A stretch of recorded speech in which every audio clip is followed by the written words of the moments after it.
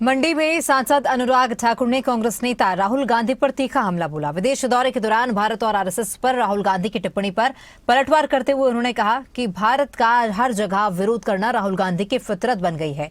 अनुराग ठाकुर ने आरोप लगाया कि ऑपरेशन सिंदूर और एयर स्ट्राइक के समय भी राहुल गांधी पाकिस्तान की ही तारीफ करते रहे। उन्होंने सवाल उठाया कि उनकी ऐसी कौन सी मजबूरी है कि भारत का विरोध करना उनके लिए जरूरी हो गया है। साथ ही अनुराग ठाकुर ने कहा कि राहुल और उनके समर्थकों का पाकिस्तान प्रेम उन्हें 90 चुनावों में हार दिला चुका है और अब बिहार चुनाव में भी उनकी हार तय है। मुझे लगता है राहुल गांधी जी लीडर अपोजिंग भारत, बार बार भारत विरोधी बात करना श्रीमान राहुल गांधी जी की आदत बन गई है, फितरत हो गई है। और ये बार बार दिखता है कि चाहे एयर स्ट्राइक हो, सर्जिकल स्ट्राइक हो, ऑपरेशन सिंदूर हो, कांग्रेस और विपक्षी दल पाकिस्तान की भाषा बोलते रहे और पाकिस्तान यूनाइटेड नेशंस हो या दुनिया के अन्य मंच हो, वहाँ पर कांग्रेस की भाषा बोलता रहा। ऐसी कौन सी मजबूरी है कि भारत का विरोध करना राहुल गांधी जी के लिए जरूरी है?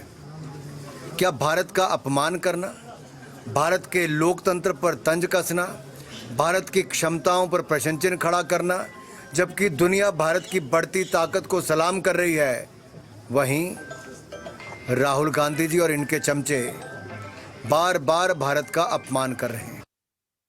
वायदे चोर गद्दी छोड़ेंगे, जो झूठी गारंटियां दे के सत्ता में आए थे। इनको तो अपने ऊपर ही नारा ले लेना चाहिए कि वायदे चोर गद्दी छोड़। ये हिमाचल की सरकार झूठे वायदे करके बनी, छोड़ दें गद्दी, कुछ नहीं कर पाए। अरे भाई, SIR पहली बार नहीं हुआ, काफी सालों के बाद बिहार में इस बार 22 साल के लगभग लागू हुआ है। और उसमें वोटर्स लिस्ट में अगर कोई त्रुटियां हो, कोई कमियां हो, किसी का फर्जी वोट बन गया या किसी का वोट बनने से रह गया, उसकी प्रक्रिया को पूरा करना है। सुप्रीम कोर्ट तक ने अब कह दिया, सारी जैसे सुप्रीम कोर्ट इलेक्शन कमीशन ने कहा वैसे वो जांच हुई। कांग्रेस पार्टी, RJD और सभी दलों को अवसर मिला कि ड्राफ्ट सूची जो बनाई गई अगर उसमें कोई कमी पाई जाती तो आप बताएं। इन्होंने कोई ऑब्जेक्शन नहीं किया। तो इसका मतलब जिनका फर्जी वोट बना था, ऐसे 50 लाख वोट कटे होंगे और जिनका वोट है उनको वोट मिल गया। तो ये प्रोपेगेंडा किस बात का है? ये प्रोपेगेंडा है भारत की संवैधानिक संस्थाओं को नीचा दिखाना। ये प्रोपेगेंडा है कि भारत की क्षमताओं को कम आंकना।